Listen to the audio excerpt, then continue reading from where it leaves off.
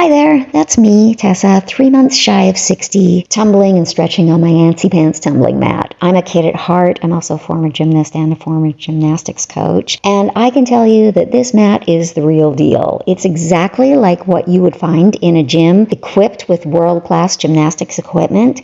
These mats are usually placed under balance beams and uneven bars, larger than this one, of course. But like I said, it's the real deal. It's excellent quality and extremely durable. I've had this mat for about 6 or 7 years and it's held up great. I got it because I like to do yoga, and yoga mats I think are just way too thin, and this is nice and thick, so I put anything that requires me being on my knees, it's totally comfortable. It's very simple to fold, just like an accordion.